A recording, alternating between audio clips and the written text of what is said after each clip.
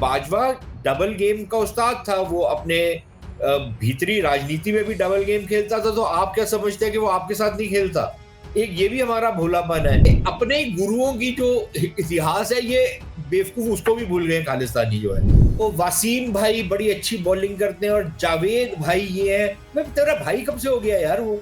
लेकिन ये जेल में टूटा नहीं, ये अभी भी उनको ललकार रहा है। I have never seen this before, I will tell you, I am very surprised. और उनको ये डर है कि अगर ये सत्ता में वापस आ गया तो ये तो बिल्कुल ही फौज के नाड़े निकाल देगा।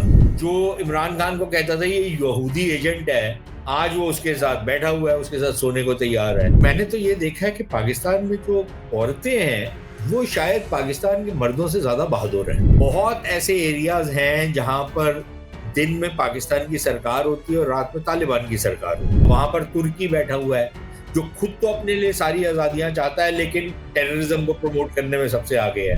यही हमास ने यही कत्लो गारत का ही धंधा करना है ना, और इनके पास है क्या, इनके पल्ले क्या है? और अमेरिका के लिए जंग जीतना तो बहुत आसान है, उसके बाद क्या करना है वो उनको समझ नहीं आती। जैसे इराक में किया, जैसे अफगानिस्तान में किया। They are more powerful today than when they were in 2001, जब ये 9/11 इन्होंने किया, उससे कहीं ज्यादा ये पावरफुल आज है। तो वो एक बहुत पुराना सीरियल था स्टार ट्रेक, उसका एक बड़ा फेमस डायलॉग है, you fool me once shame on you fool me twice shame on me. अब हमको तो 70 साल से फूल करते आ रहे हैं, तो अब क्या बोल सकते? तो मैं नहीं मानता कि बाजवा के टाइम पे कोई बहुत बड़ी तब्दीली की तरफ हम बढ़े थे। और बाजवा भी अगर आपके साथ हाथ मिलाने को तैयार था या कोई बीच का रास्ता निकालने को तैयार हो रहा था, तो वो इसलिए था क्योंकि उनकी अपनी भी मजबूरियां थी, उनकी अपनी भी कंपल्शंस इस तरीके की थी कि वो चाहते थे कि भाई कुछ एक एक स्लाइट स्टेबिलिटी आ जाए बॉर्डर पे। तो और आसिम मुनीर नहीं चाहता, क्योंकि आसिम मुनीर की जो मानसिकता है वो एक जिहादी वाली मानसिकता है। जय हिंद दोस्तों, आप सभी का स्वागत है डिफेंसिव ऑफेंस में। आप में से जिन लोगों ने अभी तक चैनल सब्सक्राइब नहीं किया है, सब्सक्राइब करें और बेल आइकन दबाना बिल्कुल ना भूलें। और अगर वीडियो पसंद आए तो उसको लाइक जरूर करें। आज हमारे साथ है one and only Sushant Sareen, one of our very favourite of a very long period of time. In fact एक बार एक इंटरव्यू रिक्वेस्ट करो तो कम से कम 1 महीने का टाइम फ्रेम लेके चलना पड़ता है, तो you can't blame me for that. So very welcome sir, how are you? मजबूरी थी, ऐसी बात नहीं है कि 1 महीने में सच अ बिजी कैलेंडर आल्सो, ऐसा भी नहीं।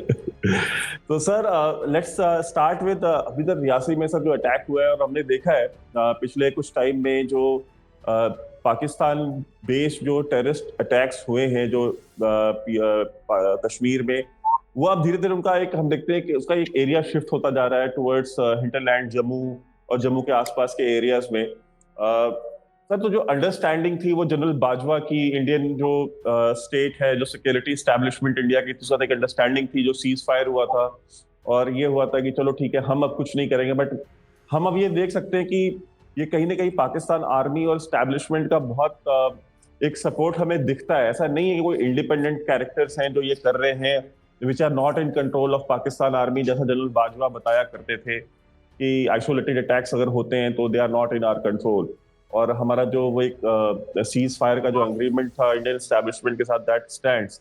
तो how much do you agree with it sir, and what do you read कि मतलब ये अटैक्स जो जम्मू में शिफ्ट हुए हैं, इसका क्या मतलब है? यार, जिस तरीके की बहाने तालिबान पाकिस्तान को देता है ना कि भाई आपके अंदर अगर कुछ हमला हो रहा है तो हमने तो नहीं कुछ किया, वो आपके अंदर से ही हो रहा है वगैरह वगैरह, वही ये पाकिस्तानी हमारे को पट्टी पढ़ाते हैं। पहली बात तो I don't take them seriously. Number 2, ये कहना कि जी आपके अंदर अगर कोई इस तरीके के अटैक्स हो रहे हैं और एक तवातर से हो रहे हैं और एक पर्टिकुलर रीजन में सारा सेंटर ऑफ ग्रेविटी शिफ्ट कर गया है और हमको इसके बारे में कुछ नहीं पता, हम तो बिल्कुल भोले बादशाह हैं, हमारे को तो कोई आइडिया ही नहीं है क्या हो रहा है, हमने तो कुछ इसमें अपना हिस्सा नहीं डाला, वो दैट्स अटर नॉनसेंस। ठीक है, सब बकवास है। अब आप इस तरीके की दहशतगर्दी हो ही नहीं सकती विदाउट किसी तरीके का स्टेट सपोर्ट अगर ना हो आपके पास। तो ये तो इट्स अ गिवन कि यहाँ पर उसका निर्देशन और उसका सारा का सारा जो तंत्र है वो पाकिस्तान की फौज चलाती है। जब वो ना चाहे तो एक बंदा भी सरहद पार नहीं कर सकता, और जब वो चाहे तो फिर वही होता है जो आपके यहाँ पर हो रहा है। तीसरी चीज ये, और यहां पर मैं गफलत तो नहीं कहूंगा, लेकिन हमारे यहाँ पर एक बहुत बड़ा तबका है एक यूजुअल सस्पेक्ट्स का, कि जी वो पाकिस्तानियों ने बोल दिया तो मतलब कि वो वेद वाक्य है या कुरान की आयत है और उसको कोई अब तब्दील नहीं कर सकता, वो बिल्कुल मान्य होगी आपको। कि जी उन्होंने बोल दिया। और हमारे यहाँ पर एक वैभव एक धारणा भी बनी हुई है कि यार हम सिविलियन से बात करते हैं, उनके पल्ले तो कुछ है नहीं, फौज से क्यों नहीं बात करते। और उसमें मेरा हरदम जवाब ये होता है, यार फौज से तो अमरीकी भी बात करते थे, उनको क्या पल्ले पड़ गया। बॉटम लाइन ये होती है कि एक रियासत है, रियासत की अपने सोचने का तरीका है, उसमें कुछ लोग थोड़ा अलग सोचकर out of the box thinking कर सकते हैं, लेकिन उसका मतलब ये नहीं है कि जो स्टेट स्ट्रक्चर है उसका रवैया आपकी तरफ बदल गया है। तो आपके साथ एक बाजवा जो है एक रीजनेबल बात कर सकता है या चाह सकता है कि भाई मैं कुछ चीज आगे बढ़ाऊं, और जब तक वो शायद पावर में है तब तक वो अपनी जी तोड़ कोशिश भी करता होगा कि वो चीज आगे बढ़ पाए। लेकिन जैसे ही वो अपनी गद्दी से उतरता है तो जो अगला आदमी आता है, ये जरूरी नहीं है कि वो भी उसी सोच पे चल रहा हो जिस सोच पर बाजवा चल रहा था। क्योंकि जो इंस्टीट्यूशन है फौज, जो एक एक कॉर्पोरेट स्ट्रक्चर है फौज का, उसकी जो आइडियोलॉजी है या जो स्टेट है पाकिस्तान का, उसका जो सोचने का तरीका है, उसमें तो कोई बदलाव नहीं आया। एक इंडिविजुअल के अगर सोचने में बदलाव आया है तो उससे ये नहीं होता कि अगर वो इंडिविजुअल कल को नहीं है तो वो चेंज रहेगा। वो नहीं रहेगा और आप वापस उसी चीज पे चले जाएंगे जो आप पिछले 70 साल से करते आ रहे हैं। ये हमने मुशर्रफ के टाइम पे देखा कि जब कियानी आया तो सडनली आपने देखा कि टेररिज्म रैंप अप हुआ। 2004 और 8 के बीच में भी हो रहा था जब मुशर्रफ था, लेकिन एक फिजा बदली हुई थी। जैसे ही कियानी आया आपने देखा कि आपके यहाँ पर एक साल के अंदर अंदर मुंबई वाले अटैक्स हुए और फिर तवातर से हालात खराब हुए। कियानी गया, रहील शरीफ आया, उसका एक अपना रवैया था। बाजवा आया, बाजवा ने थोड़ा सा सॉफ्ट अप्रोच लेने की भी कोशिश की, कोई बीच का रास्ता निकालने की, प्रैग्मेटिज्म दिखाने की कोशिश की। लेकिन बाजवा डबल गेम का उस्ताद था, वो अपने भीतरी राजनीति में भी डबल गेम खेलता था। तो आप क्या समझते हैं कि वो आपके साथ नहीं खेलता। एक ये भी हमारा भोलापन है कि यार वो अपने जब देश के अंदर किसी को कुछ बोल के उसको पीठ में छुरा घोंप के अपनी जो जो अपनी तरक्की के लिए वो कुछ भी करने को तैयार था, जब वो अपने देश के अंदर ये सब कर सकता था और लोगों को मामू बना सकता था, तो आपको नहीं वो मामू बनाएगा। तो हमारे यहाँ पर किसी ने समझा नहीं, क्योंकि हमारे यहाँ पर कोई पढ़ता नहीं है, कोई समझता नहीं है, कोई सोचता नहीं है इन बारों में, कि जी वो जनरल ने बोल दिया तो ठीक ही बोला होगा। तो फिर हमारा जब उल्लू बनता है तो फिर हम रोते हैं कि जी ये देखिए हमारे साथ दगाबाजी कर दी। तो वो एक बहुत पुराना सीरियल था स्टार ट्रेक, उसका एक बड़ा फेमस डायलॉग है, you fool me once shame on you fool me twice shame on me. अब हमको तो 70 साल से फूल करते आ रहे हैं, तो अब क्या बोल सकते हैं आप? तो मैं नहीं मानता कि बाजवा के टाइम पे कोई बहुत बड़ी तब्दीली की तरफ हम बढ़े थे। और बाजवा भी अगर आपके साथ हाथ मिलाने को तैयार था या कोई बीच का रास्ता निकालने को तैयार हो रहा था, तो वो इसलिए था क्योंकि उनकी अपनी भी मजबूरियां थी, उनकी अपनी भी कंपल्शंस इस तरीके की थी कि वो चाहते थे कि भाई कुछ एक एक एक स्लाइट स्टेबिलिटी आ जाए बॉर्डर पे। तो और आसिम मुनीर नहीं चाहता, क्योंकि आसिम मुनीर की जो मानसिकता है वो एक जिहादी वाली मानसिकता है। और अब मजबूरी है कि वो ज्यादा वो नहीं कर सकता, क्योंकि पॉकेट में पैसे नहीं है और तरीके की बहुत सारी प्रॉब्लम्स है, लेकिन जितना वो कर सकता है वो करेगा। और वो उसको उसका आपको एक अंदेशा मिल रहा है जो जम्मू कश्मीर के अंदर हो रहा है, उससे आपको एक आइडिया मिल जाता है। वो बहुत ज्यादा नहीं बढ़ाएंगे क्योंकि उसका फिर एक जो रिएक्शन आएगा वो कहीं आपे से बाहर ना हो जाए, बात हालात इतने बुरे ना हो जाए कि फौजें फिर से सरहदों पे लग जाएं। तो वो वहां तक शायद नहीं बढ़ाएंगे, लेकिन जितना वो आपको उंगल दे सकते हैं वो दे रहे हैं।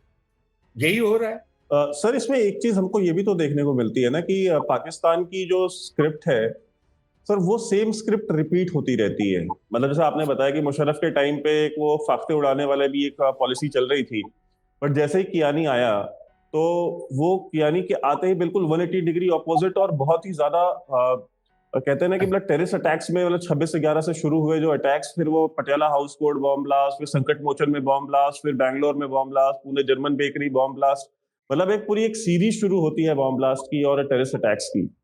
उसके बाद हम अगर रहील शरीफ के टाइम पे आए तो Raheel Sharif himself was a very mediocre officer, जो कि उनके अपने खुद के जो पाकिस्तान के जितने भी एनालिस्ट हैं उन्होंने लिखा है कि it was a surprise for almost all of them कि ही बिकेम आर्मी चीफ। और वही कमोबेश वही सेम एनालिसिस जो है वो जनरल बाजवा के लिए भी था, because his father in law जो खुद एक जनरल थे पाकिस्तान आर्मी में, ही हिमसेल्फ सेड कि अगर ये कर्नल के ऊपर चला जाए तो बहुत बड़ी बात है। And it is well printed and documented, मतलब ऑन द रिकॉर्ड ये चीजें पब्लिश हुई हैं अबाउट जनरल बाजवा। लेकिन आसिम मुनीर का हम देखें तो आसिम मुनीर ने अपने करियर का एक बहुत बड़ा जो टाइम पीरियड है वो मिलिट्री इंटेलिजेंस और आईएसआई में निकाला है। सो एक खुजली भी तो होती है ना when you spend a lot of time in ISI and military intelligence कि यार हमें कुछ कोवर्ट ऑप्स करने हैं, हमें कुछ ना कुछ करते रहना है। सो पॉकेट अलाउ करे ना करे, बट कैजुअलिटीज तो सर हम ही बियर करते हैं ना, मतलब ठीक है हम 40 बंदे एक साथ मरे या दो दो तीन तीन करके 40 बंदे मरे, 40 बंदे तो हमारे ही मर रहे हैं। यार देखो बात सारी ठीक है, बट पहले मैं एक आपको बताऊं कियानी के बारे में। Kayani was the ISI chief जब ये सारे जर्मन बेकरी और ये जो मुंबई में और जो ट्रेन बॉम्ब ब्लास्ट वगैरह जो हुए थे 2006 वगैरह में, तो उस समय आईएसआई चीफ कौन था? कियानी था। याद है ना? वो तो बाद में आर्मी चीफ बना, तो आर्मी चीफ बनने के बाद उसका वो आईएसआई वाला एक्सपीरियंस भी था, आर्मी चीफ वाला भी था, तो 26/11 भी हुआ। आसिम मुनीर कौन है? पुलवामा के टाइम पे यही था ना आईएसआई चीफ। तो और ये कोई हमको बताएगा कि पुलवामा हुआ और आईएसआई चीफ बिल्कुल भोला बादशाह था, उसको नहीं पता था कि क्या हुआ पुलवामा में? तो मेरे ख्याल इस चीज का ध्यान रखो। दूसरी चीज ये है कि जहां तक बाजवा का सवाल है, मीडियोकर ऑफिसर तो सारे ही होते हैं। देखो पाकिस्तान में जो जर्नैल बन जाता है ना, उसको सब बोलते हैं बड़ा प्रोफेशनल ऑफिसर है। तो अगर प्रोफेशनल ऑफिसर है, उसका बेसिकली मतलब ये होता है, it's a kind of a euphemism कि ये राजनीति में अमल दखल नहीं करेगा। लेकिन पाकिस्तान की फौज पाकिस्तान की सबसे बड़ी राजनीतिक पार्टी है, तो वो कैसे अमल दखल नहीं करेगा? वो तो कप्तान लेवल से वो शुरू हो जाते हैं राजनीति में खेल खेलना। सेक्टर कमांडर तो सर मेरे ख्याल से ब्रिगेडियर होते हैं। कौन? हाँ, सेक्टर कमांडर तो ब्रिगेडियर होते हैं ऐसा ही। मैंने बट तो सारा कुछ वही करते हैं। हाँ, तो उससे पहले से भी तो शुरू हो जाता है ना, जो लोकल वो सेक्टर कमांडर तो फिर बहुत बड़ी बात है। उसके लोअर लेवल पे भी तो कप्तान, मेजर, एमपीज और मिनिस्टरों को वो आदेश दे। अभी तो देखो ना जो हो रहा था, जो जो जजेस ने कंप्लेन किया है, उसमें कौन जा रहा था उनको हरास कर रहा था? कप्तान मेजर टाइप ही कर रहे थे ना, और कौन कर रहा है उनको? उनके बेडरूम में कैमरे भी इन्होंने ही लगाए ना। और क्या। तो देखो दूसरी चीज ये है कि वो जो आता है ना कि हम बदमाश हैं, यहाँ के लोकल, हम लोकल बदमाश हैं, हम कुछ भी कर सकते हैं और हमारे को कोई हाथ नहीं डाल सकता। तो एक वो भी एक टेंडेंसी होती है इन लोगों की। जहां तक रहील शरीफ का मामला है, तो वो तो इसलिए भी ही रोज अप द रैंक्स क्योंकि उसका भाई जो था वो मेरे ख्याल एक निशाने हैदर उसको मिला हुआ है। फैमिली मेजर चाचा उसका मेजर अजीज भट्टी, एक आई थिंक चाचा या मामा था, और बड़ा भाई जो था वो भी बड़ा वो भाई कोई भी था। भी कुछ मिला था, इन्होंने दिया था। पता नहीं फर्जी दिया था, सच दिया था, क्या दिया था, लेकिन था वो, मतलब उनके पैंथियन में है। तो वो रहील शरीफ तो इसलिए अच्छा, प्लस वो मुशर्रफ का भी दोस्त, मतलब भाई, दोस्त का भाई था, तो इसलिए भी उसको काफी प्रोत्साहन मिला। और उसका करियर भी बचाया गया मुशर्रफ द्वारा, उसको प्रमोशंस मिलती रही। तो इस तरीके से बाजवा के साथ भी कुछ हद तक हुआ होगा। तो वो तो that is a normal thing, वो हर इंस्टीट्यूशन में हो जाता है। लेकिन आसिम मुनीर जो है, बेसिकली इसका एटीट्यूड तो आपको उस समय देख लेना चाहिए था जब ये एमआई और आईएसआई का चीफ था। उसी में आपको पता लग जाना चाहिए था कि ये किस टाइप का आदमी है, इसकी सोच क्या है। And that should have happened. But I think Vaibhav the important चीज ये है कि अभी तक हमने ना जो एक I think both at the level of policy making, जो पब्लिक डिस्कोर्स के लेवल पे एक धारणा बनी हुई थी भारत के अंदर कि यार ये थ्रेशोल्ड ऑफ टॉलरेंस है, कि मतलब कि अगर अ, कोई हमला एक सर्टेन लेवल के नीचे रहे तो भारत उसको सह लेगा, यू नो। उसमें कोई बहुत ज्यादा हमारे को उत्तेजित होने की जरूरत नहीं है, कोई रिटेलिएटरी एक्शन लेने की जरूरत नहीं है। लेकिन जब एक सर्टेन थ्रेशोल्ड, अच्छा वो थ्रेशोल्ड किसी ने डिफाइन नहीं किया कि वो क्या पैमाना है राइट। जिसके बाद आप कुछ एक्शन लेंगे। अब उरी में 16 सैनिक आपके शहीद हुए तो आपने बोला कि अब हम एक्शन लेंगे। पुलवामा में 40 हुए तो आपने बोला हम एक्शन लेंगे। कहीं और अगर 7 या 8 हो तो आप कहते हैं हम नहीं लेंगे। तो अभी तक कोई पैमाना जो है अ, उसको डिफाइन नहीं किया गया, पहली बात। अब ये मुझे कई बारी ये लगता है कि हम लोग ना वो जो बॉइलिंग फ्रॉग सिंड्रोम होता है ना, हम कहीं उसके विक्टिम ना बन जाए। और आपके दर्शकों के लिए वो बॉइलिंग फ्रॉग सिंड्रोम जो होता है कि वो एक, अगर आप सॉस पैन में अ, उबलते हुए पानी में एक डड्डू को डाल दें तो वो इमीडिएटली वहां से छलांग निकाल के बाहर निकल जाएगा, क्योंकि उसको गर्मी लगेगी। लेकिन अगर आप ठंडे पानी में डड्डू को डालें और उसको गैस के ऊपर रख दें, तो वो पानी इतनी धीरे धीरे गर्म होना शुरू होगा कि उसको महसूस नहीं होगा, और जब तक पानी उबलना शुरू होगा तो आपका डड्डू भी उबल गया होगा उसके साथ साथ। तो हमारा वो वाला हिसाब है कि हमारा वो, अगर वो लो फ्लेम पे लगी हुई है गैस, तो हम उबलते जा रहे हैं, हम पकते जा रहे हैं, लेकिन हमारे को पता ही नहीं है कि हम पक रहे हैं, और हम सोचते हैं कि यार अभी कुछ हुआ नहीं, अभी कुछ हुआ नहीं, अभी कुछ हुआ नहीं। तो मेरे ख्याल ये हम पिछले 30-35 वर्षों में ये हमारी एक नीति रही है। और वो थ्रेशोल्ड ऑफ टॉलरेंस तो हमारा बहुत ज्यादा था भाई। हमने मुंबई के बाद कुछ नहीं किया, ठीक है ना, 26/11 के हमलों के बाद नहीं कुछ किया।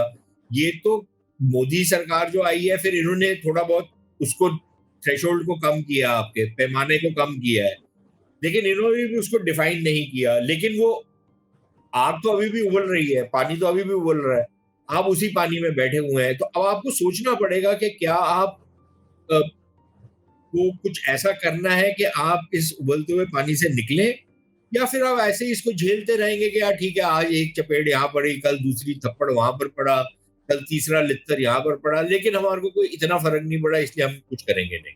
क्योंकि अगर कुछ करेंगे तो वो फिर एक नेक्स्ट लेवल पे बात जा सकती है, जो हम शायद, इट्स बेटर कि ये छोटी मोटी पेन ले लो और बड़ी पेन की तरफ मत जाओ। एक सोचने का तरीका ये है, और नजर आ रहा है कि वो है, तो अब उसका क्या करें।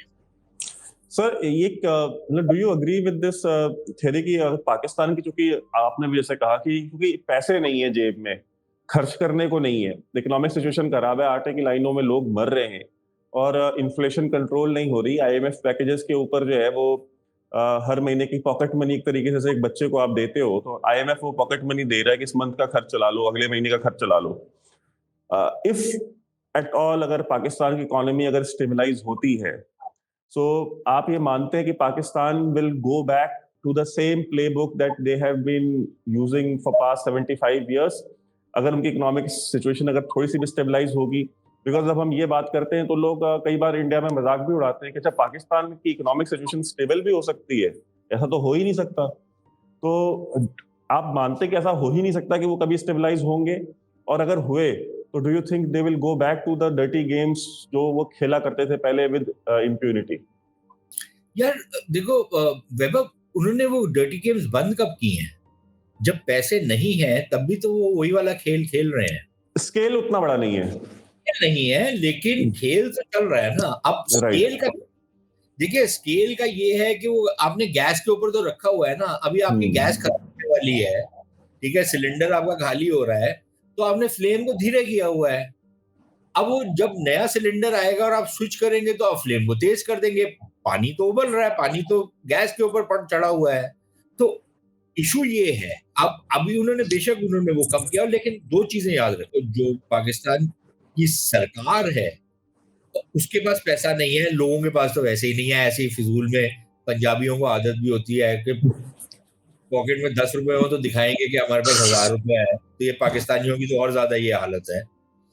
लेकिन मुद्दा ये है कि फौज के पास कभी पैसे की कमी नहीं होती पाकिस्तान, इतना शायद नहीं मिलता जितना वो चाहे, लेकिन कोई कमी उनको एज सच नहीं होती। तो एक चीज ये ध्यान में रखिएगा। दूसरी चीज जो आपको ध्यान में रखने की जरूरत है वो ये है कि कारगिल का युद्ध सबको याद है, लेकिन बहुत कम लोगों को ये मालूम है कि जब ये कारगिल के युद्ध में घुसे थे, जब इन्होंने पंगा लिया था भारत के साथ और अपने अपनी वर्ल्ड व्यू था इनका कि भारत कुछ नहीं करेगा, अगर करेगा तो दुनिया आ जाएगी वगैरह वगैरह। अ, उस समय इनका खजाना उस समय भी खाली था। अ, और लगभग 1 सवा बिलियन डॉलर के इनके पास रिजर्व्स थे। उसके बावजूद इन्होंने वो हिमाकत की। तो हमारे यहाँ पर ये सोच लेना कि क्योंकि वो खजाना खाली है इसलिए ये कुछ करेंगे नहीं, चांसेस ज़्यादा यही है कि नहीं करेंगे। लेकिन अगर उनको ऐसे लगे कि हम कुछ कर भी सकते हैं, तो वो उसको रूल आउट मत करिए आप। और तीसरी चीज़ ये और which is most important and I agree with you कि जिस दिन इनके हालात बेहतर हुए, क्योंकि ये हमने पिछले देखिए यार एक तो हिंदुस्तान में ना इतिहास आज तक ना तो कोई पढ़ता है, पढ़ाते हैं तो ये लेफ्टिस्ट पढ़ाते हैं जो उल्टा-सीधा ये इतिहास पढ़ाते हैं। ठीक है ना? ये जेएनयू टाइप के पता नहीं क्या पैम्फलेटियर्स जो हैं लेफ्ट के। अब ये बकवास जो इन्होंने ये क्या है रोमिला थापर और वो एक वो था बिपिन चंद्र 5,000 वर्ड के आर्टिकल लिखते हैं ये जो। 5-5 जनरेशंस इन्होंने तबाह की हैं बकवास हिस्ट्री पढ़ा-पढ़ा के।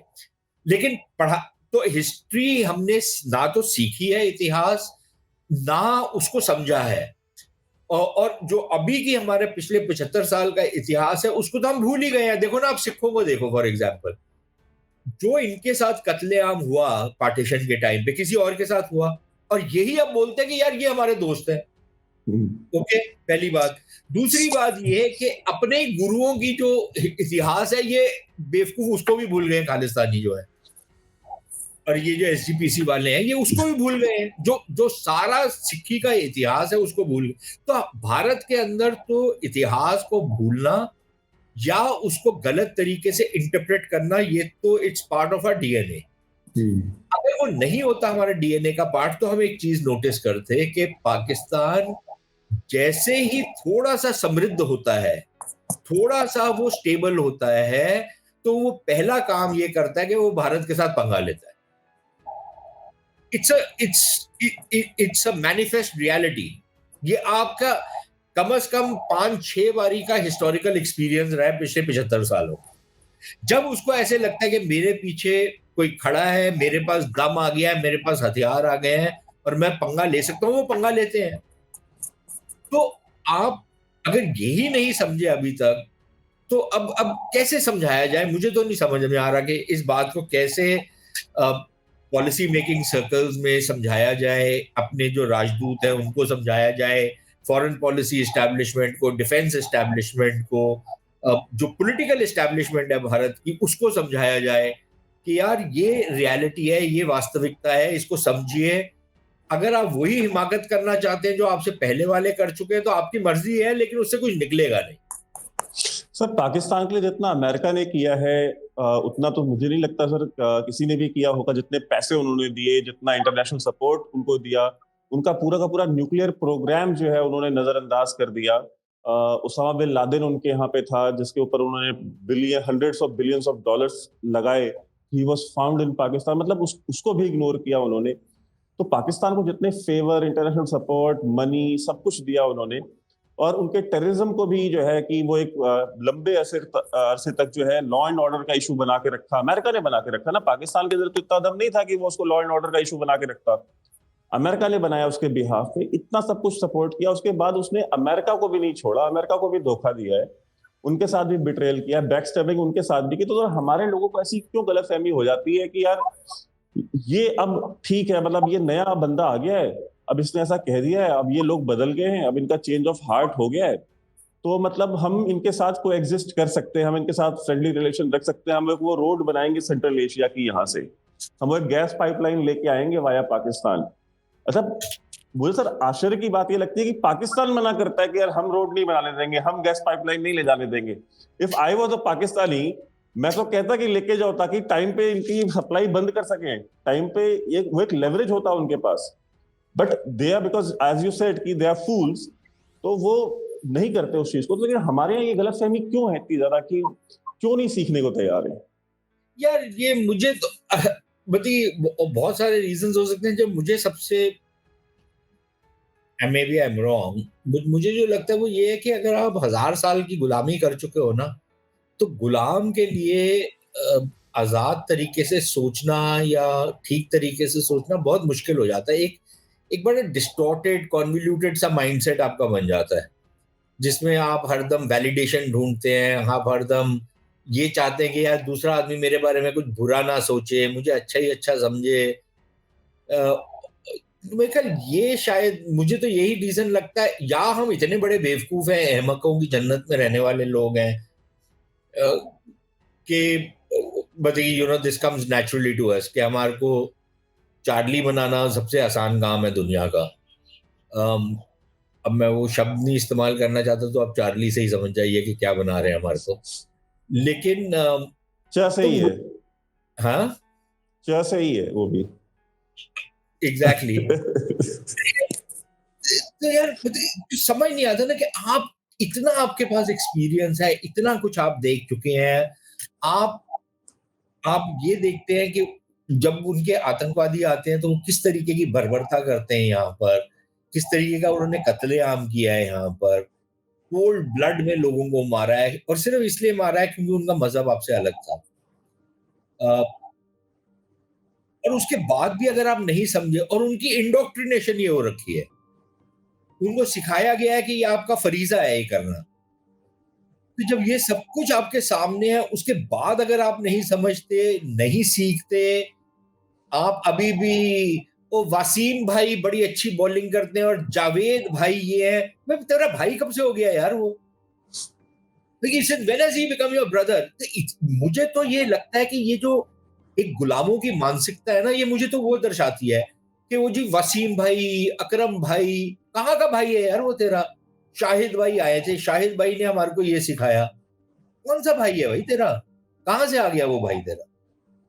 तो मुझे तो खैर नहीं समझ आता, लेकिन अब यहाँ पर एक वो एटीट्यूड बना हुआ है, तो अब उसका I I I can not explain it, मतलब ये there is no rational explanation के इस एक्सपीरियंस के बाद भी अगर आप नहीं सीखे।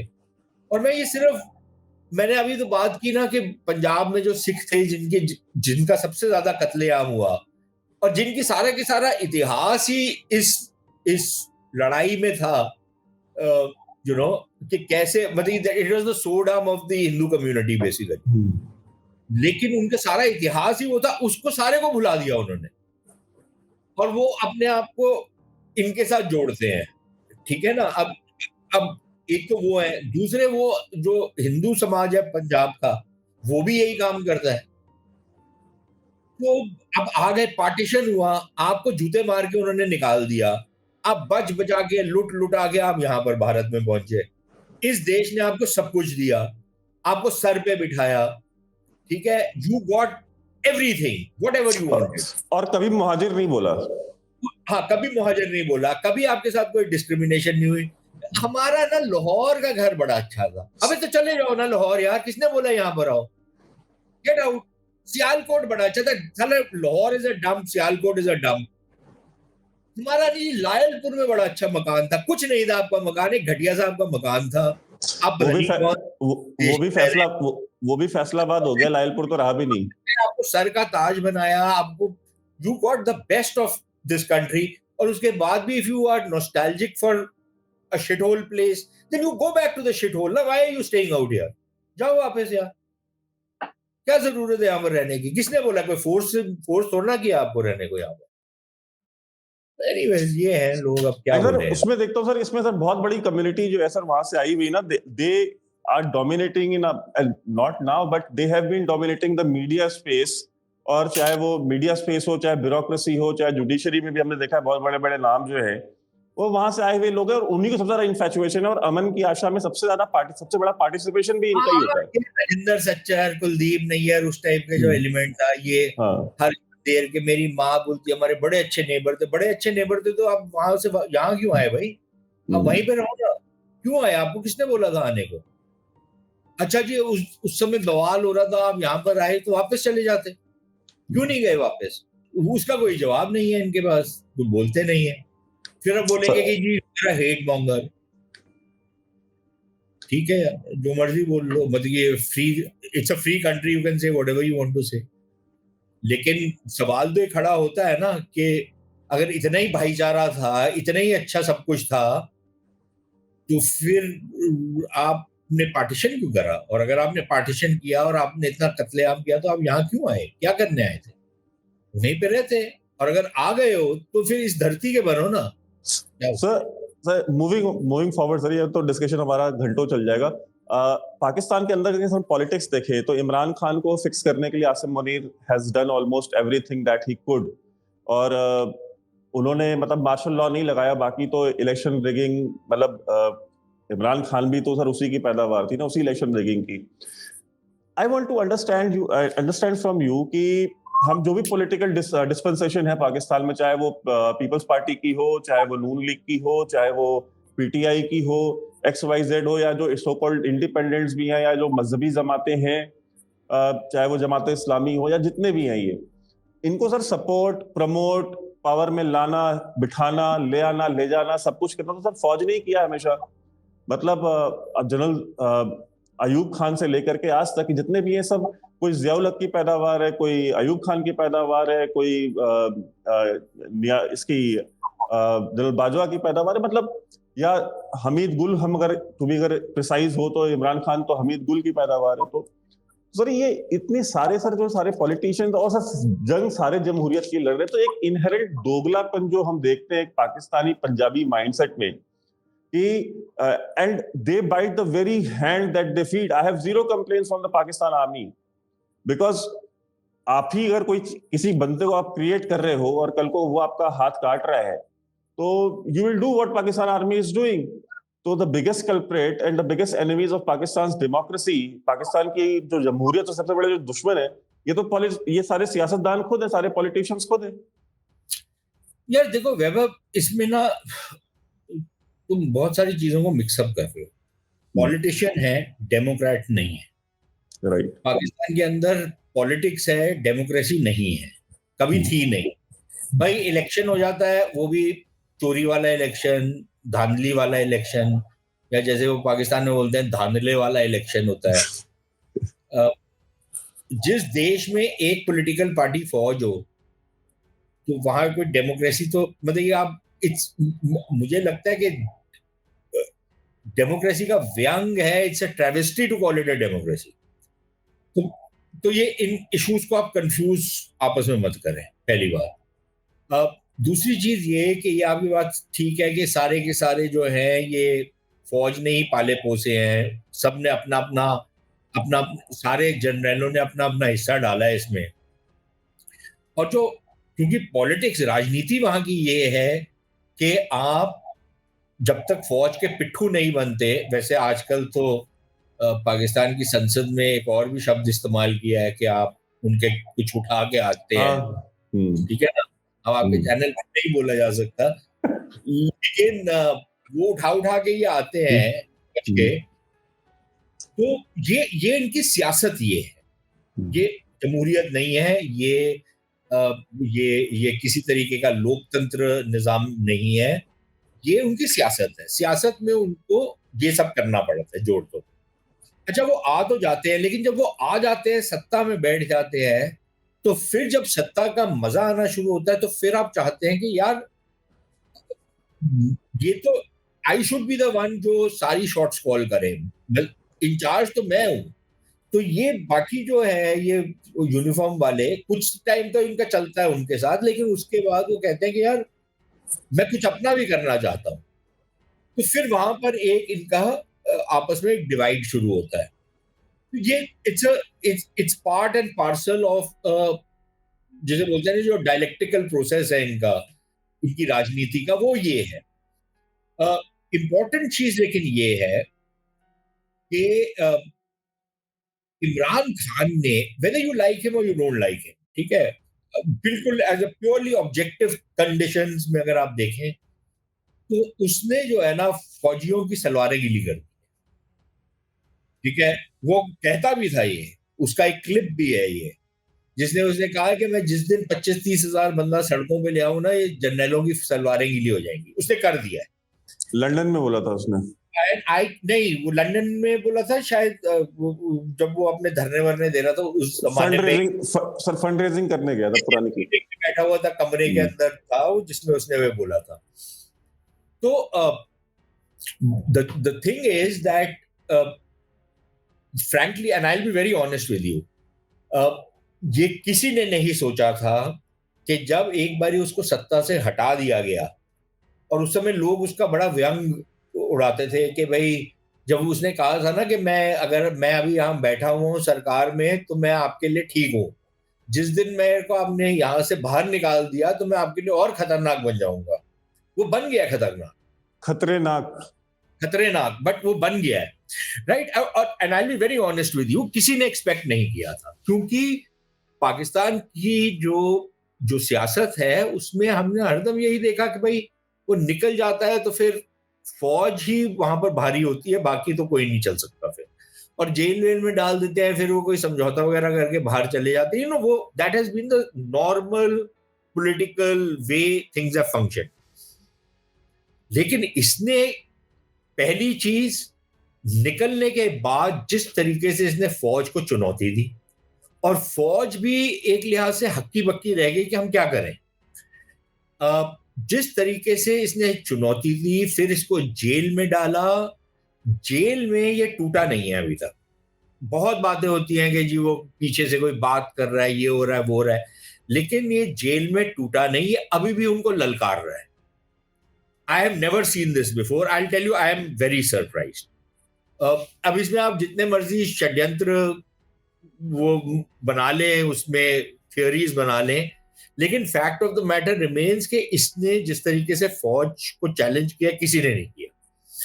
और दे हैव ट्राइड एवरीथिंग। अच्छा, उन्होंने इलेक्शन भी टोटली रिग किया, टोटली। उसके बावजूद ये सिंगल लार्जेस्ट पार्टी उभर के गिर के आ गई है, 90-95 सीटें। और अगर इलेक्शन ना रिग होता तो ये कम से कम 150 सीटें लेके जाते, ठीक है, इनकी अपने आराम से अपनी मेजॉरिटी हो जाती। ये एक मैसिव शिफ्ट है पाकिस्तान के अंदर, और ये किसी ने एक्सपेक्ट नहीं किया था। अब फौज के लिए प्रॉब्लम ये है कि हम करें तो करें क्या। अगर हम इसको मार देते हैं, जो एक पॉसिबिलिटी है, एक ऑप्शन है उनके पास, उसका इंपैक्ट क्या होगा। हो सकता है पीटीआई तितर बितर हो जाएगी, क्योंकि पीटीआई या इमरान खान के अलावा पीटीआई है नहीं कुछ, हो सकता है वो पार्टी खत्म हो जाएगी, लेकिन उसका जो इंपैक्ट पड़ेगा सोसाइटी में वो क्या होगा, ये कोई उसका आंकलन नहीं कर पा रहा। और अगर ये जिंदा रहता है तो ये इनकी ईंट से ईंट तो इसने बजाई दी है पाकिस्तान की फौज की, और उनको ये डर है कि अगर ये सत्ता में वापस आ गया तो ये तो बिल्कुल ही फौज के नाड़े निकाल देगा, ठीक है ना, उनकी पतलूनें उतार देगा। तो उनको बहुत डर लगता है इस व्यक्ति से, और वो कुछ कर नहीं पा रहे। वो बिल्कुल एक लिहाज से पैरालाइज्ड उसमें है कि उनको समझ नहीं आ रहा कि इसको कैसे हैंडल किया जाए। हाँ, फिर वो अपने जो पिट्ठू हैं पाकिस्तान के मीडिया में, उनके थ्रू वो बुलवा देते हैं कि यार अब बाहर आ भी गया तो क्या कर लेगा, अगर कुछ नहीं कर पाएगा तो आने दो ना उसको। अभी ये यही बोलते हैं ना कि भाई जब हमने इसको जेल में नहीं डाला था तब भी ये दंदन आता हुआ घूम रहा था, तो क्या कर लिया इसने, क्या उखाड़ लिया इसने। तो अगर इतनी कॉन्फिडेंट हो तो आने दो ना बाहर, फिर क्यों आप उसके ऊपर केस पे केस ठोकते जा रहे हो। उसको अगर रिलीफ मिल रहा है कोर्ट से तो आने दो बाहर, वो नहीं आने देंगे, क्योंकि उनको पता है कि यार ये he is a disruptive force, ये कैसे इनके सारे के सारे कैलकुलेशंस को डिसरप्ट करेगा हमको समझ नहीं आएगा। तो that is where things are at. और मुझे ये लगता है कि ये इनको समझ नहीं आ रहा कि करें क्या, और इनके पास कोई विकल्प भी अब नहीं है ना, कि पहले हरदम ये होता था कि अच्छा यार नवाज चला गया तो बेनजीर को ले आओ, बेनजीर चली गई तो नवाज को ले आओ, दोनों को निकालना है तो इमरान को ले आओ। अब अगर निकालते हो तो किसको लाओगे, कोई है ही नहीं आपके पास ऑल्टरनेटिव।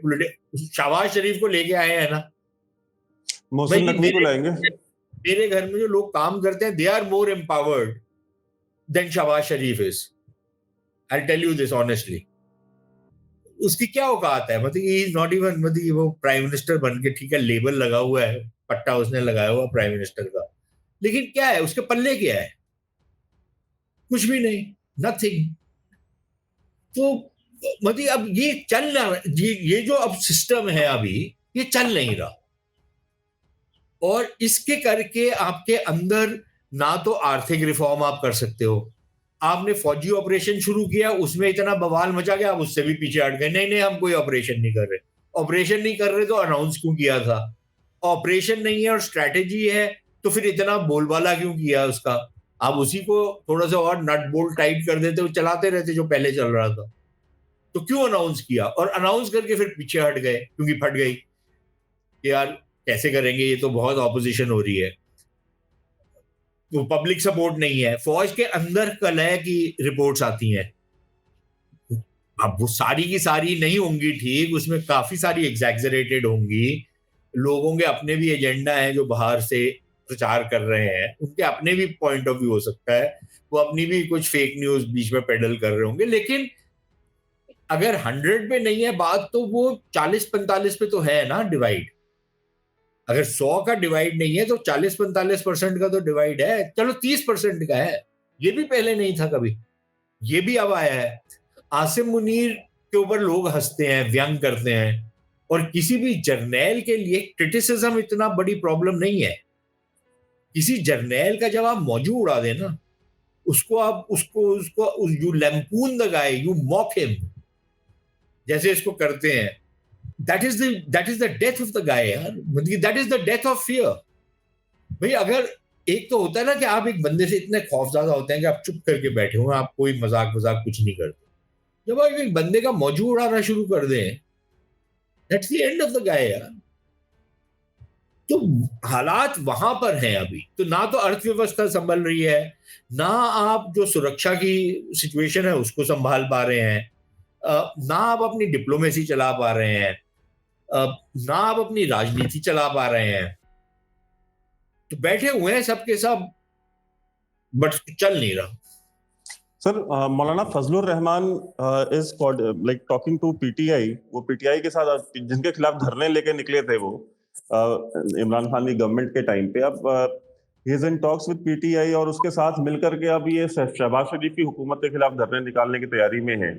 एंड हम ये देखते हैं कि जो लोकल जो डोमेस्टिक जो अपील थी, जैसे जो मरियम को एक तरीके से प्रेजेंट करने की कोशिश की जा रही थी कि the new face of Pakistani politics, वो भी कुछ होता हुआ दिख नहीं रहा है, people are not buying that in Punjab. She was popular when Imran Khan was the prime minister, लेकिन वो बिल्कुल ही कहते नोज डिप हुआ है उसकी पॉपुलैरिटी में भी। सेकेंडली हम ये देखते हैं कि जो पाकिस्तानी पॉलिटिक्स का जो इमरान खान है, हामिद मीर, वो मतलब जैसे वो सरफरोश है वैसे वो भी सरफरोश है, तो जैसे वो अपनी पोस्ट बदलता है वैसे ये भी अपनी पोस्ट बदलता है। तो हामिद मीर को हम देखते हैं कि ही इज टॉकिंग अबाउट जमहूरियत, कि यार नहीं मेरा बाप भी बड़ा जमहूरी था, मैं भी बड़ा जमहूरी हूँ, जो जिसने उसामा बिन लादेन के 3-3 इंटरव्यू किए हों, अब अगर वो जमहूरियत की दुहाई दे, तो क्या वो 3 इंटरव्यू बिना आईएसआई के सपोर्ट के, बिना उनके कोऑर्डिनेशन के आपने उसामा बिन लादेन के कर लिए थे, आप इतने बड़े इन्वेस्टिगेटिव जर्नलिस्ट थे। तो हम देखते हैं सर कि पाकिस्तान के अंदर ये जो दोगलापन है, आई am just talking about this particular aspect, कि आप जब पावर में होते हो तो फौज जो होता है, जो आर्मी चीफ होता है, वो कौम का बाप होता है, ये इमरान खान कहता था, वही इमरान खान कहता है मैं इसकी पतलूनें उतार दूंगा। वही फजलुर रहमान जो इमरान खान के खिलाफ धरने निकालता था, वो इमरान खान के साथ बैठा है। वो फैज हमीद जो कि फौज में रह करके फौज की ऑनर, डिग्निटी और फौज की रिस्पेक्ट के लिए जो है लोगों को उठवाता था, टॉर्चर कराता था, खुद जब ऑफिस से बाहर गया तो उसने अपने सिटिंग आर्मी चीफ जो भी न्यूली अपॉइंटेड आसिम मुनीर के खिलाफ उसने फिर लॉबिंग भी करी, उसने बहुत सारा मूवमेंट भी खड़ा कराया। ही वॉज ड्राइविंग फोर्स, जो कि बहुत सारे जो पाकिस्तानी जो वहां रहने वाले लोग हैं उन्होंने बोला कि भाई he is the driving force, including Faisal Vawda जो was very close to Asim Munir. तो सर ये सारी ये जो दोगलापन है सर, ये पाकिस्तानी क्या मतलब डीएनए का पार्ट है ये? हाँ, short answer to your question. ना ये फैक्ट है ना यार, ये तो आपको नजर आता है ना जिस तरीके की वहां पर राजनीति चलती है कि कुछ भी बोल लो, कोई आप you are not going to stick to your word. वही इमरान खान जो बोलता था कि फौज इतना दमन करती है और ये करती है वो करती है, वही उनके अनमेंशनेबल्स पकड़ के जो मस्ती खान ने अभी बोला ना, क्या नाम है, मस्ती खेल या क्या नाम है उसका, जिसने अभी वो जो स्पीच जिसके बारे में बात कर रहा था, उसमें इनके नवाजियों के ऊपर, नून लीग के ऊपर बोला है, नवाज शरीफ एंड कंपनी के ऊपर, लेकिन वही चीज इमरान खान के ऊपर भी लागू होती है। तो वही आदमी जो पहले एक जमाने में बहुत अच्छे अच्छे प्रोग्रेसिव सी बातें करता था, लेक्चर देता था कि फौज का अमल दखल नहीं होना चाहिए वगैरह वगैरह, वही बिल्कुल फौज का पिट्ठू बन के आया। वही अब जब फौज ने बाहर निकाला तो वही फौज को गालियां दे रहा है। ये चीज आपको बलूचिस्तान में भी नजर आएगी, खास तौर पे जो सरदार हैं वहां के ट्राइबल सरदार, वो जब सत्ता में होते हैं तो पाकिस्तान से अच्छी कोई रियासत नहीं होती। जिस दिन वो सत्ता से उतरते हैं उस दिन पाकिस्तान से खराब कोई रियासत नहीं होती, ठीक है ना। और हमारे यहाँ पर जो लोग हैं वो they don't look at the details of things कि भाई ये जो आदमी है सनाउल्लाह जहरी, ये पहले क्या कहता था, फिर जब ये सत्ता में आया तब क्या कहता है, जब सत्ता से बाहर निकला तो फौज को कितनी गाली देता है, अब जब सत्ता में आना चाहता है तो फौज की किस तरीके का पिट्ठू बन गया है। You know, I am just giving him as a using him as an example. There are many other examples like this. तो ये जो हालात है वहां पर, ये और ये कूट कूट के अंदर गया, you have to come to power no matter what route you are. यही ये नवाज शरीफ एंड कंपनी करते हैं। जब सत्ता से बाहर निकाले जाते हैं तो फौज को गाली देते हैं, फिर फौज के साथ सांठ-गांठ करते हैं, एक्सप्लॉइट करते हैं, फिर वापस आते हैं। ये इन्होंने 93 में किया। पहले 93 में जब पहली बार नवाज शरीफ को निकाला गया, तो इसने फिर बाद में 95-96 तक इसने फौज के साथ सांठ-गांठ करनी शुरू कर दी थी। फिर 96 में वापस आता है, 97 में। फिर 99 में निकाला जाता है। उसके बाद फिर ये सांठ-गांठ करनी शुरू करता है किसी ना किसी के साथ। उसी बेनज़ीर भुट्टो के साथ ये वो करता है, अलायंस बनाता है। मिसाक जमहूरियत। दिस इज व्हाट जो उनकी पॉलिटिक्स है। उसमें उसमें तभी आप आज वही फजलुर रहमान जो इमरान खान को कहता था ये यहूदी एजेंट है, आज वो उसके साथ बैठा हुआ है, उसके साथ सोने को तैयार है। वही इमरान खान जो इसको कहता था कि मौलाना डीजल है और उसकी तस्करी करता है वगैरह वगैरह, और बहुत सारे उसने उसके ऊपर चार्जेस लगाए हैं, वो उसके साथ अलायंस बनाने को तैयार है क्योंकि एक कॉमन इंटरेस्ट है। तो उसमें कोई दीन ईमान, कोई मॉरल्स, कोई principles, nothing is involved in its a free. Sir Pakistan की तरफ से एक जो उनका सिक्योरिटी एस्टैब्लिशमेंट है, जहां तक मरियम की बात है यार, उसमें दो चीजें हैं। देखो, एक लेवल पे तो इट्स एडमायरेबल। इनफैक्ट मैंने तो ये देखा है कि पाकिस्तान में जो औरतें हैं वो शायद पाकिस्तान के मर्दों से ज्यादा बहादुर हैं। Right. I might be wrong, but this is my मतलब whatever I've observed, this is what I've seen. आप मरियम नवाज को देखें, मतलब कि बड़ी लाडली बेटी रही, सब कुछ रहा, बहुत एक अमीर परिवार में, बाप की लाडली, वो सब कुछ। उसके बावजूद जब उसको जेल में डाला गया और ऐसे सर्कमस्टांसेस में जेल में डाला गया, यू नो, जो कोई अच्छे नहीं थे, मतलब कि वो कोई वीआईपी कंफर्ट एज सच नहीं था उसके लिए, और जिस तरीके का इंट्रूसिवनेस किया उसके बावजूद, you know, she didn't break. यही चीज मैं देखता हूं कि जो पीटीआई की जो विमेन वर्कर्स हैं, जिनको पिछले 1 साल से जेल में डाला हुआ है, 1 साल से तो अब ऊपर ही हो गया, उनको बेल मिलता है, उनको वापस जेल में डाल देते हैं, तमाम उनके खिलाफ गंदी गंदी बातें निकलती हैं कि उनके साथ क्या हो रहा है, नहीं हो रहा। उसके बावजूद उनमें से किसी ने माफी मांग के बाहर नहीं आया।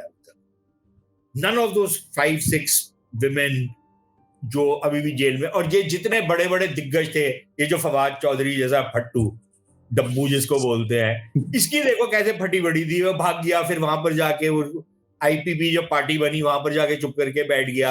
अब सडनली देखा कि इमरान खान का सितारा वापस ऊपर आ रहा है, तो पीटीआई पीटीआई पीटीआई करने लग गया। आपको याद है ना वो क्लिप जब ये इसने दौड़ लगाई थी, हाँ, ये तो 100 मीटर्स का रनर बनने वाला था उस दिन, इतनी इसकी फटी पड़ी थी कि भाग रहा था ठुल्लों से, और वो वाला क्लिप याद आ गया, पुलिस आ गई पुलिस आ गई पुलिस आ गई। पुल्स आ गई इसकी। तो मतलब ये इस टाइप के फट्टू हैं सब, स्पेशली ये जो पंजाब के पॉलिटिशियंस हैं ना, पाकिस्तानी पंजाब के, एक नंबर के फट्टू हैं ये। बातें इनसे बड़ी बड़ी सुन लो, एक ख्वाजा से बासित से, लेकिन जब एक्चुअली इनके ऊपर जब वो होता है ना, जब डंडा पड़ता है, एक मेरे ख्याल वो राणा सनाउल्लाह को छोड़ के जो टिका रहा, ये ये फट्टू है एक नंबर के। नवाज शरीफ एंड कंपनी को देख लो, पहले मौका मिलता तो विदेश भाग जाते हैं, वहां पर फिर टाइल काटते हैं। तो ये फट्टू हैं सारे। लेकिन मरियम की प्रॉब्लम ये हो गई है यार वैभव के, जिस तरीके की अर्थव्यवस्था है, और जिस तरीके का जो जो पॉलिटिक्स वहां पर इतना शिफ्ट हुआ है massive, away from the Muslim League to PTI, Punjab में खास तौर पर, कि उसके हाथ में अभी कुछ है नहीं। मतलब वो बहुत एक जिसे बोलते हैं ना कि जो एक जमीन जो होती है जिसमें फिसलने का बहुत डर होता है, she is on very slippery ground, to use an English phrase. और मुझे लगता नहीं है कि ये कोई पॉलिटिकल अपना कैपिटल रिकवर कर पाए हैं। ये फौज की बैसाखियों के ऊपर खड़े हुए हैं अभी, और उससे कोई बहुत ज्यादा फिर आपकी पॉपुलैरिटी बढ़ती नहीं है। और पॉपुलैरिटी कैसे बढ़ेगी यार, अगर आप जिस तरीके की वहां पर इन्फ्लेशन है, जिस तरीके की महंगाई हो गई है, नौकरियां नहीं है, हालात बद से बदतर हो रहे हैं, 70 रुपए यूनिट की बिजली मिलती है, तनख्वाहें बढ़ नहीं रही, इंडस्ट्री लग नहीं रही, यू नो। अब आप आपकी वीट क्रॉप होती है तो कोई खरीदने को तैयार नहीं है, उसमें भी आपको लॉस होता है। बम्पर क्रॉप होती है तो लॉस होता है, क्रॉप नहीं होती तो वैसे ही लॉस हो जाता है आपको। उस हालात में आप कैसे समझते हैं कि कोई ये रह सकता है, जब डिलीवरी नहीं है, कोई कुछ डिलीवर कर ही नहीं सकते, आपके पास कुछ है ही नहीं डिलीवर कर। सर एक पाकिस्तानी एस्टैब्लिशमेंट की तरफ से सर बहुत सारा प्रोपेगेंडा चलाया जा रहा है कि there is a clash between जो काबुल में जो हक्कानीज हैं उनके और जो कंधार में बैठे हुए जो अखुंजादा है, इनके बीच में एक क्लैश चल रहा है और पावर की सक्सेशन को लेकर के दोनों लड़ रहे हैं। और हो सकता है कि एक कॉन्फ्लिक्ट बहुत जल्दी पैदा हो जाएगा अफगानिस्तान के अंदर, और जो पूरे रीजन को डिस्टेबलाइज कर देगा। तो how much do you buy this story कि मतलब ऐसा कुछ होगा? और जो टीटीपी ने जो टीटीपी इनको ठोक रही है जिस स्पीड से और जिस रेगुलरिटी के साथ पिछले 2 साल से, और they have literally been able to do nothing about it, मतलब कुछ भी नहीं कर पा रहे हैं टीटीपी के सामने। उनके साथ बातचीत करके देख ली बाजवा ने, फैज हमीद ने उनको ला करके तो बसा भी लिया, उनको रहने के लिए फाटा में जमीन दे दी, एरियाज दे दिए, 10,000 फैमिलीज भी लाके बसा ली, उसके बाद भी मार रहे हैं। तो ये अब इस मतलब कहते हैं ना कि गरीबी में आटा गीला, भी इस पैसे है नहीं। अब आप कोई मिलिट्री ऑपरेशन लॉन्च करोगे, उसके ऊपर भी बहुत सारे पैसे खर्च होंगे। तो I mean where do you see this? क्या ये सिर्फ अब एक साइकोलॉजिकल वॉरफेयर पे आ गए कि हाँ ये दोनों आपस में लड़ रहे हैं और दुनिया को डाइवर्ट कर रहे हैं? यार all warfare is psychological, you know. War जिसको बोलते हैं ना, एक तो हथियारों से लड़ी जाती है, दूसरी मेंटल माइंड स्पेस में लड़ी जाती है। और मुझे नहीं लगता कि पाकिस्तान दोनों में ही आगे निकल रहा है। जहां तक पहले तो तालिबान का हिसाब किताब देख लेते हैं ना, देखिए यार, पाकिस्तान की कोशिश ये जरूर है कि इनके बीच में एक कलह हो, एक कॉन्टेस्ट शुरू हो, फिर हम वापस अपना हिस्सा डालें एक साइड की तरफ या दूसरी साइड की तरफ, या ये अपने इंटरनल कलह में इतने आ जाए कि एक नई सिविल वॉर शुरू हो जाए अफगानिस्तान में, ताकि ये हमारा पल्ला छोड़ दे, मतलब कि हमारे को कुछ रिलीफ मिल जाए। ये उनकी कोशिश भी है, ये उनकी चाह भी है, वो सब कुछ है अपनी जगह। और वो ये जो इनके बहुत सारे टट्टू हैं, इनके जो पैसे वैसे लेके अपने डायरियां चलाते हैं और पता नहीं क्या क्या नए नए चैनल इन्होंने बनाए हुए हैं, तो वो भी ये प्रचार कर रहे हैं। ये अपनी जगह बात ठीक है, लेकिन दूसरी तरफ एक एक कर्नल ऑफ ट्रुथ भी है इसमें कि वहां पर कुछ डिफरेंसेस हैं, और ये कोई नए डिफरेंसेस नहीं है, ये डिफरेंसेस काफी पुराने हैं। जब जब ये लोग सत्ता में नहीं आए थे अफगानिस्तान में, तब भी ये सुनने में आता था कि जो पॉलिटिकल साइड थी और जो मिलिट्री साइड थी तालिबान की, उन दोनों के बीच में एक कश्मकश चल रही थी।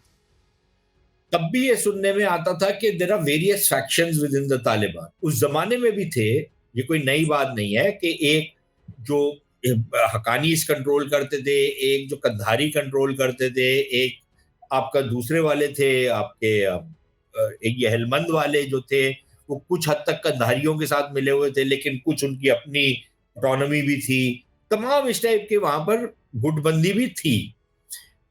वो ही गुटबंदी जब इन्होंने सत्ता संभाली है तो वो आपको वहां पर भी नजर आती है।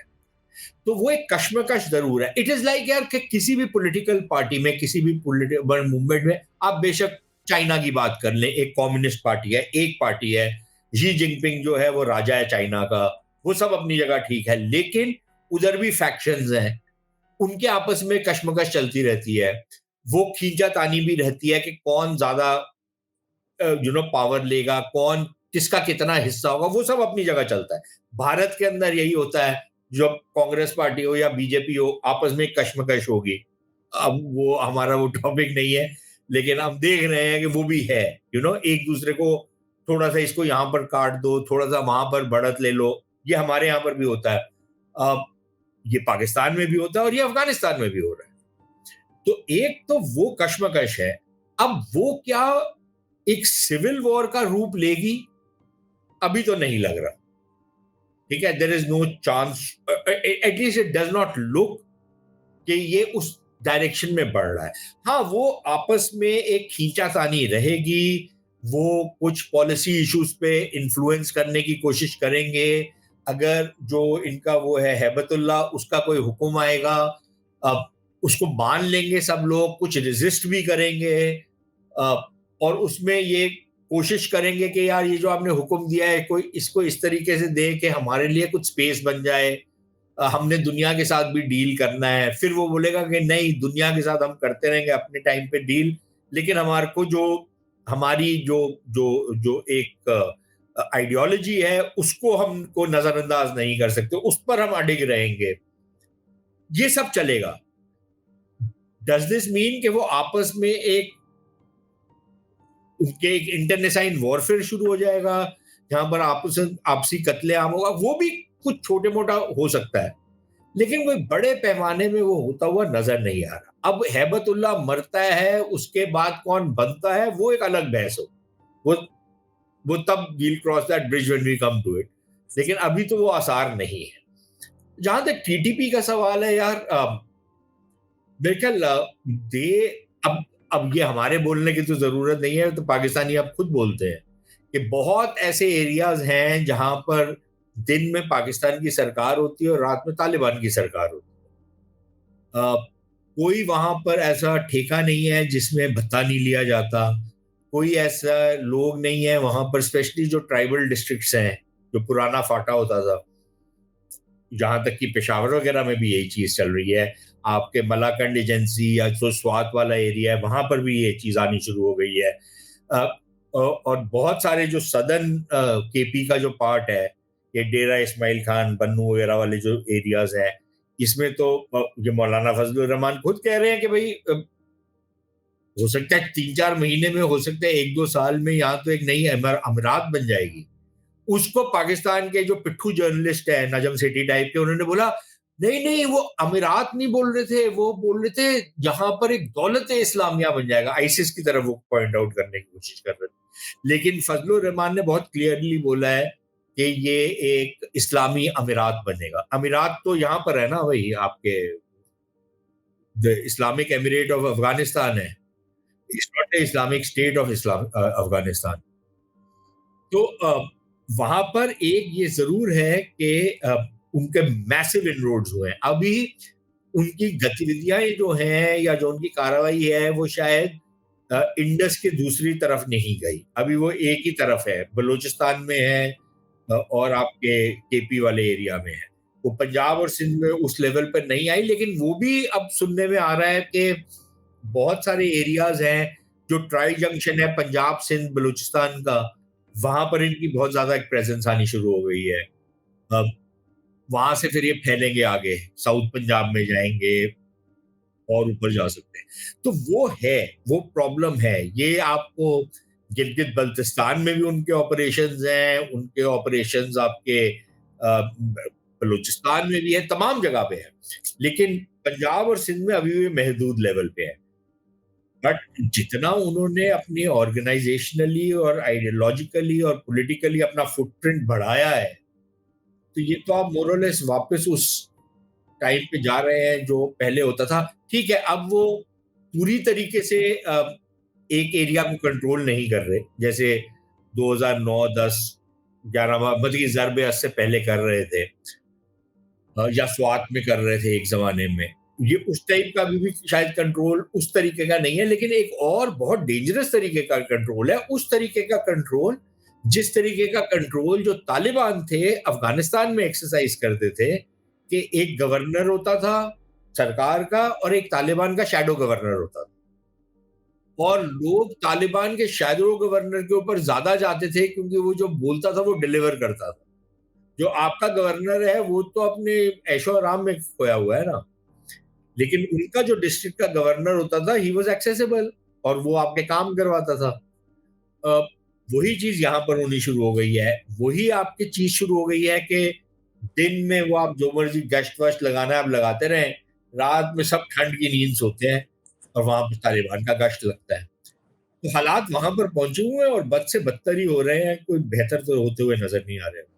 सर एक लास्ट क्वेश्चन, ऑलमोस्ट धीरे-धीरे 10 महीने होने वाले हैं जो कॉन्फ्लिक्ट शुरू हुआ इजराइल में हमास और इजराइल का, जिसमें अभी हुथीज, हिजबुल्लाह, ईरान और भी बहुत सारे प्लेयर्स हैं जो कि कई बार लगता है कि अब ज्वाइन करेंगे, फिर वो ज्वाइन नहीं करते। तो सर एक तरफ है एक अमेरिकन इजरायली एक टेक जो एक सुपीरियरिटी थी, मिलिट्री सुपीरियरिटी थी, और दूसरी तरफ हम देखते हैं कि मिलिशियाज हैं जो हिजबुल्लाह जैसे और ये टेररिस्ट ऑर्गेनाइजेशंस जो हैं हमास वगैरह।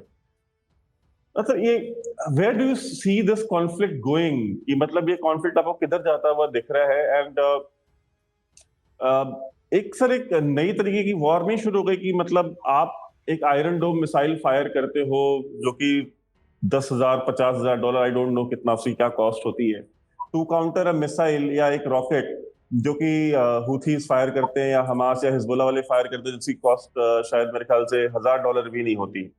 तो एक जो कहते हैं ना कि एक वॉर जो है, आपके पास पैसा है, Israelis have money, Americans have money, but क्या आपके पास इतना पैसा है कि इस वॉर को आप अगले साल 2 साल तक सस्टेन कर लें, और सस्टेन करने के बाद आप एक विक्ट्री के तौर पे आप दिखा सके कि yes we have won this war?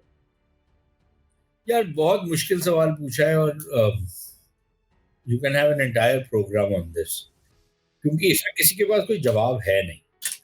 अ, ये सवाल भी ऐसा है कि जवाब हो भी नहीं सकता, और आपकी बात बिल्कुल ठीक है। देखिए ये चीज कोई नई नहीं है।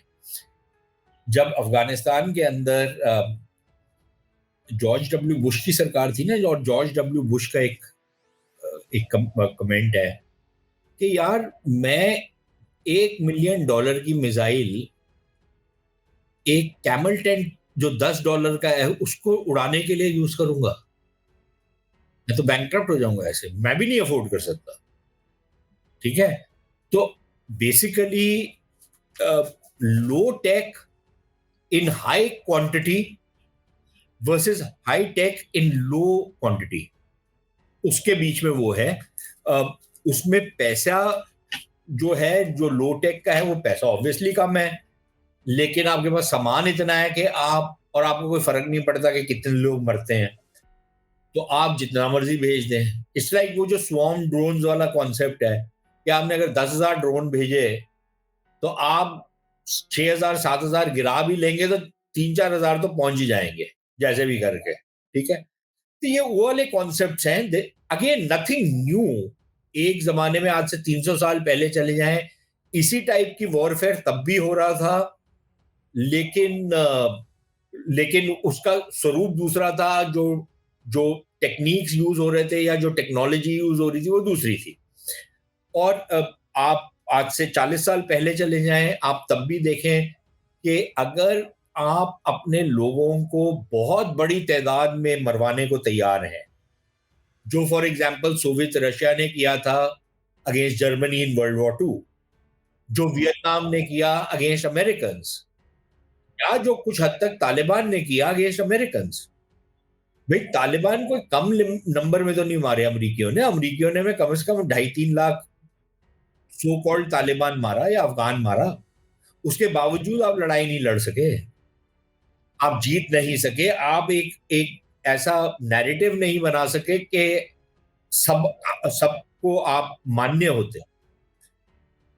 तो these are the real challenges of war. Israel के लिए प्रॉब्लम एक तो ये है जो आपने कहा कि भाई ये हिजबुल्ला टाइप की जो ऑर्गेनाइजेशंस है, और उनके पास भी कोई पैसे की कमी तो नहीं है, उनके पास लो टेक है, उनके पास हाई टेक नहीं है। लेकिन अब सुनने में आ रहा है कि कुछ हाई टेक भी उनके पास आना शुरू हो गया, जो चीन और इधर उधर से लोग प्रोक्योर करके इनको दे रहे हैं। तो वहां पर भी एक इक्विवेलेंस एस्टैब्लिश होगा। तो अब आप इस मामले को सुलटाएंगे कैसे? अब नॉर्मली तो ये होता था कि एक मेजर जंग होती है और उसके बाद सब ठंडे शांत पड़ जाते हैं। लेकिन आपकी ये मेजर जंग नहीं है, ये एक लाइफ लॉन्ग है, एक एंडलेस जंग है। वो आज आप आज गाजा में है तो कल आपकी लेबनान में है तो परसों आपकी सेनाई में आ जाएगी। तो आप कॉन्स्टेंटली ये जंग लड़ रहे हैं। अगर आप इसी खित्ते में नहीं लड़ रहे तो आपके ऊपर कहीं और अटैक होगा, आपके रेड सी में आपकी शिप्स को टारगेट किया जाएगा, वगैरह वगैरह। और इसका पॉलिटिकल सॉल्यूशन एटलीस्ट पार्टली हो सकता है, जैसे यूएई या सऊदी अरेबिया के साथ, जो एक सोबर और सेंसिबल सी रियासतें हैं जो आगे बढ़ना चाह रही हैं, प्रोग्रेस करना चाह रही हैं, वापस अपने आप को छठी और 7वीं सदी में नहीं लेके जाना चाह रही, जैसे बाकी ये हूथी लेके जाना चाह रहे हैं अपने आप को। अब यूएई और सऊदी अरेबिया और कुछ और देश हैं, ओमान वगैरह भी, वो आगे बढ़ना चाह रहे हैं। अब आप उनके साथ समझौता कर सकते हैं, लेकिन उनका समझौता बाकी इनके ऊपर कितना मान्य होगा? वहां पर तुर्की बैठा हुआ है, जो खुद तो अपने लिए सारी आजादियां चाहता है, लेकिन टेररिज्म को प्रमोट करने में सबसे आगे है। तो it's becoming more and more and more complex. और फिर आपके पास वो नंबर्स नहीं है जो दूसरों के पास है, तो आप लोग भी नहीं खो सकते ज्यादा। और it's a very dangerous situation. और ये शायद इनको पहले से सोचना चाहिए था कि शॉर्ट शार्प वॉर जो 15-20 दिन 1 महीने के अंदर खत्म करके आप वापस आ जाए। लेकिन अब ये 10 महीने हो गए हैं, अभी भी ये बात खत्म नहीं हुई। कल को आप काइनेटिक एक्शन रुक भी गया तो आप गाजा का करना क्या आपने? उसके बाद क्या करेंगे आप? कैसे करेंगे? अभी तक कोई क्लैरिटी तो एटलीस्ट हमारे पास तो नहीं है।